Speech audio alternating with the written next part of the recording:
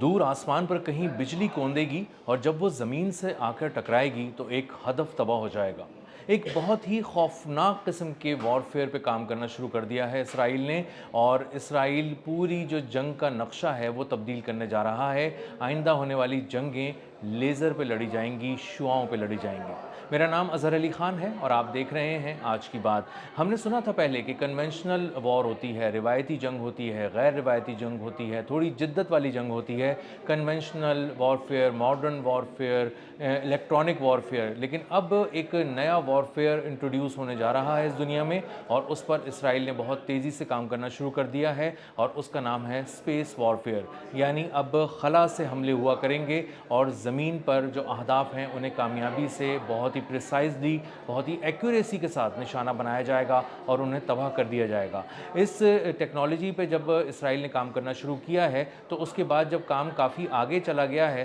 تو اس نے اب اس کو اناؤنس کرنا شروع کیا ہے، اور اسرائیل کا وزیر دفاع ہے کارڈز۔ یہ بہت ہی اہم نتن یاہو کی کیبنٹ کا ممبر ہے۔ غزہ میں نسل کشی ہو یا ایران پر حملے ہوں یا شام میں، لبنان میں کسی محاذ پر بھی اسرائیل کو جانا ہو اور حملے کرنے ہوں تو کارڈ سے ضرور پوچھا جاتا ہے، اس کا انپٹ ضرور لیا جاتا ہے۔ بین گویر کے بعد یہ ایک بہت ہی اہم رکن ہے، اور اب یہ کھل کر آ کر میڈیا کو بتا رہا ہے کہ ہم نے اسپیس وارفیئر پہ کام کرنا شروع کر دیا ہے، اور اس کا مطلب یہ ہے کہ ہم خلاؤں سے حملہ کریں گے، شعاؤں کے ذریعے کریں گے، اور زمین پر اہداف کو نشانہ بنائیں گے اور کامیابی سے تباہ کر دیں گے۔ اب اس کے لیے وہ بہترین دماغ جو دنیا کے ہیں ان کو جمع کر رہے ہیں، ان کو پہلے تو وہ دیکھ رہے ہیں کہ کون سے اہم دماغ ایسے ہیں جن کو لایا جا سکتا ہے اس پہ کام کرنے کے لیے، اس کے ایک نیکسٹ فیز پہ کام کرنے کے لیے، اور اس کے بعد ان کو تل ابیب میں جمع کیا جائے گا، اسرائیل بلایا جائے گا، اس کے بعد انہیں ٹاسک دیا جائے گا۔ نتن یاہو نے اپنی کیبنٹ کو، اپنے جو ڈیفنس سے ریلیٹڈ لوگ ہیں، جو اپنی آرمی ہے، اس کو کہا ہے کہ اس منصوبے پہ بہت تیزی سے کام کرنا شروع کر دو، اور اس کی بہت سی وجوہات ہیں۔ پہلی وجہ تو یہ ہے کہ یہ جب خلا سے حملہ کریں گے تو بنیادی طور پہ ایک طرح سے سیٹلائٹ کے ذریعے بہت ہی پریسیجن کے ساتھ کوآرڈینیٹس پہ حملہ کیا جا سکے گا۔ یہ جب خلا میں ہوں گے تو وہاں پہ خلا میں ان کا ایک طرح سے ایک لیزر ڈوم جو ہے وہ تیر رہا ہوگا خلاؤں میں، اور اس کے بعد جب وہ اپنی سیٹلائٹ کی مدد سے دشمن کو یا اہداف کو دیکھ لے گا تو اس کے بعد جب کوآرڈینیٹس لے لے گا تو اس کے بعد یہ لیزر ڈوم وہاں سے شعاعیں فائر کرے گا، اور جب وہاں سے شعاعیں فائر کرے گا تو آسمان سے بجلی چمکتی ہوئی زمین پر آئے گی، اور زمین پر آتے ہی ایک ہدف کو کامیابی سے تباہ کر دے گی۔ اب یہ اس لیے بھی خطرناک ہے کہ یہ کبھی بھی کہیں پہ بھی حملہ آور ہو سکتا ہے، اور اس کو پڑھنے، دیکھنے، جانچنے کے لیے ایک پورا نیا دفاعی نظام چاہیے ہوگا، کیونکہ لیزر جو حملہ ہے یہ بنیادی طور پہ ایک نئے قسم کا حملہ ہوگا، اور اس نئے قسم کو حملہ کرنے کے لیے چونکہ یہ ڈرون نہیں ہے، بیلسٹک میزائل نہیں ہے، کسی اور طرح کا ہائپر سونک میزائل نہیں ہے، تو اس کو پڑھنے کے لیے ایک نیا جدید دفاعی نظام چاہیے ہوگا، اور جب یہ نیا جدید دفاعی نظام کوئی ملک حاصل کرے گا تب ہی وہ اسرائیل کے ان حملوں کو روک سکے گا۔ لیکن اس وقت تک اسرائیل کو یہ ایج حاصل ہو جائے گا جو بظاہر میڈیا رپورٹ سے نظر آ رہا ہے کہ اسرائیل جو ہے وہ اس اسپیس وارفیئر میں بہت آگے نکل چکا ہوگا، اور اسی لیے نتن یاہو نے اس پہ ایک بہت خطیر رقم خرچ کرنے کی ٹھان لی ہے، کر رہا ہے وہ اس وقت بھی خطیر رقم خرچ، اور آگے بھی اس کے لیے فنڈز رکھ رہا ہے تاکہ اس کو دنیا کے بہترین دماغ جمع کرنے، انہیں وسائل مہیا کرنے، اور ان سے یہ پوری ٹیکنالوجی ڈیولپ کرانے میں اور اس کو امپلیمنٹ کرانے میں، جلد از جلد کرانے میں بہت زیادہ مشکلات کا سامنا نہ کرنا پڑے، اور کم از کم مالی وسائل اس کے آڑے نہ آ جائیں۔ اسی طرح یہ جو اسپیس وارفیئر ہے اس کے ذریعے اسرائیل جب خلاؤں میں اپنی سیٹلائٹس چھوڑ دے گا، اپنے لیزر ڈوم چھوڑ دے گا، تو اس کے بعد پوری دنیا سے جب کبھی بھی اسرائیل یا اس کے مفادات، اس کے اہداف پر حملہ کرنے کی کوشش کی جائے گی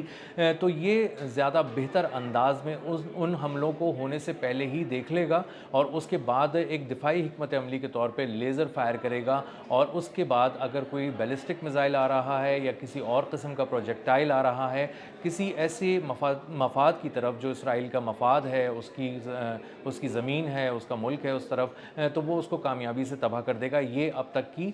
جو ڈیولپمنٹ ہے وہ اسرائیل سے یہ سامنے آ رہی ہے۔ اب معاملہ یہ ہے کہ اسرائیل نے اس پہ کام کیا تھا، اس نے ایک لیزر ڈوم بنایا تھا، اور لیزر ڈوم بنانے کے بعد اس نے مختلف جگہوں پہ رکھا تھا۔ پہلے اس کو اسرائیل میں استعمال کیا، اور اس کے بعد اس وقت اس نے UAE میں لے جا کے یہ رکھ दिया है और UAE की हिफाजत के लिए उन्होंने वहाँ पे लेज़र डोम रखा है। अब लेज़र डोम जब रखा है तो वो बहुत ही एक शॉर्ट रेंज का एक लेज़र डोम है जो बहुत दूर से आने वाले मिसाइलों को निशाना नहीं बनाता, लेकिन जब वो उसके एक ख़ास रेडियस में दाखिल हो जाते हैं, ख़ास उसकी एक उन पैरामीटर्स तक उसको रसाई हासिल हो जाती है, निशाना बना सकता होता है, तो वो लेज़र डोम जो है वो उसको निशाना बनाता है और आने वाले प्रोजेक्टाइल को, मिसाइल को, ड्रोन को कामयाबी से तबाह कर देता है। अब ये कम खर्च भी है। इसराइल को ये भी बहुत मसला है कि उसके मिलियंस ऑफ डॉलर्स किसी भी काम पे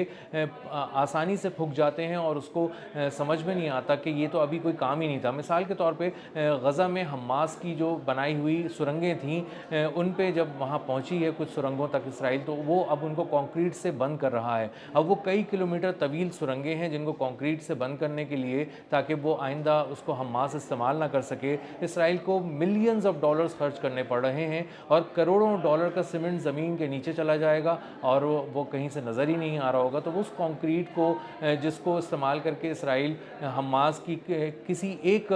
सलाहियत को ख़त्म करने की कोशिश कर रहा है, उस पर भी मिलियंस ऑफ डॉलर्स का खर्चा आ रहा है। और इस वक्त मामला ये है कि इसराइल में यहूदियों की तिजोरियाँ जो हैं इस वक्त खुली हुई हैं और वो डॉलर्स लुटा रहे हैं हर जंग के ऊपर, हर महाज के ऊपर, चाहे वो लबनान का हो, ईरान का हो या कोई और महाज हो। अब मामला ये है कि जब ये स्पेस वॉरफेयर की तरफ जा रहे हैं तो ये आगे अब इससे अंदाज़ा हो रहा है कि नेतन्याहू जो है कुछ बड़े ममालिक को भी देख रहा है। अब इन बड़े ममालिक का नाम उन्होंने नहीं लिया है, लेकिन अंदाज़ा ये होता है कि वो शायद रूस और चीन की बात कर रहे हैं। बज़ाहिर रूस और चीन के साथ बराह रास्त इसराइल का कोई झगड़ा, कोई तनाज़ा नज़र नहीं आता, लेकिन आने वाले दिनों में उनको अंदाज़ा है कि रूस और चीन अगर इस तरह ईरान की मदद करते हैं या किसी और मुल्क की भी मदद कर रहे हैं और जिसकी वजह से इसराइल को बहुत भारी नुकसान उठाना पड़ रहा है, तो इसराइल को कभी ना कभी उनके मफादात को भी निशाना बनाना पड़ सकता है। और अगर निशाना बनाना पड़ सकता है तो इसका मतलब ये है कि उसको बहुत ही ज़्यादा हमले करने पड़ेंगे और बहुत बड़ी जंग में जाना पड़ेगा। इसलिए लेज़र टेक्नोलॉजी वो टेक्नोलॉजी है जिसके ज़रिए न गोलियाँ खर्च होंगी, न मिसाइल खर्च होंगे, ना ही किसी किस्म का बारूद खर्च होगा और अरबों डॉलर फूंकने के बजाय बहुत ही कम पैसों में ये काम हो जाएगा और बहुत कम माली वसाइल खर्च करके बहुत बड़ी कामयाबियां समेटी जा सकती हैं। इसीलिए इस वक्त नेतन्याहू बहुत दूर की सोच रहा है, प्लानिंग कर रहा है और वो कोशिश कर रहा है कि अब ईरान के बाद, लबनान के बाद कोई और मुल्क भी आता है तो वो इस लेज़र टेक्नोलॉजी के ज़रिए, स्पेस वॉरफेयर के ज़रिए अपने दुश्मनों को बहुत ही कामयाबी से निशाना बनाए। इससे एक बात और भी ज़ाहिर हो रही है, इससे एक बात ज़ाहिर ये हो रही है कि नेतन्याहू इस वक्त रुकने वाला नहीं है। वो आने वाले दिनों में बहुत से नए अहदाफ अपने दिमाग में सोच के बैठा है। यहूदी जो एक पूरी लॉबी है, एक पूरी उनका जो एक रियासत है, वो इस बात को सोच रही है कि मजमूई तौर पे वो किन किन ममालिक को निशाना बना सकते हैं। तो जो ग्रेटर इसराइल का मंसूबा नेतन्याहू और उसकी कैबिनेट और दीगर यहूदियों के जहन में है, उसके लिए ये स्पेस वॉरफेयर की बहुत अहमियत है, लेज़र टेक्नोलॉजी की बहुत अहमियत है और इसका मतलब ये है कि वो कम खर्च करके बहुत दूर तक निशाना लगाना चाहते हैं, स्पेस से निशाना लगाना चाहते हैं। खला से आने वाली बिजलियां ज़मीन पर क़यामत बर्पा करेंगी, तबाह करेंगी, बहुत बड़े पैमाने पर तबाही फैलाएंगी और इसराइल जहां जिसके ऊपर चाहेगा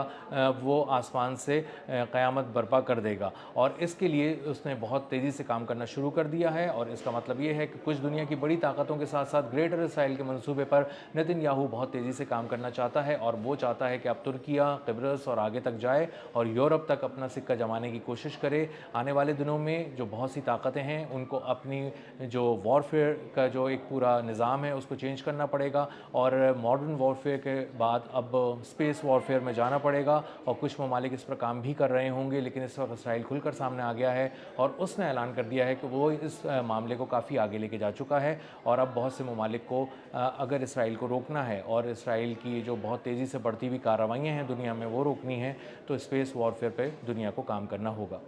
अब तक के लिए इतना ही, मिलते हैं अगले व्लॉग में किसी नई खबर, नए तज्ज़िये और नए ज़ाविये के साथ। अल्लाह हाफ़िज़।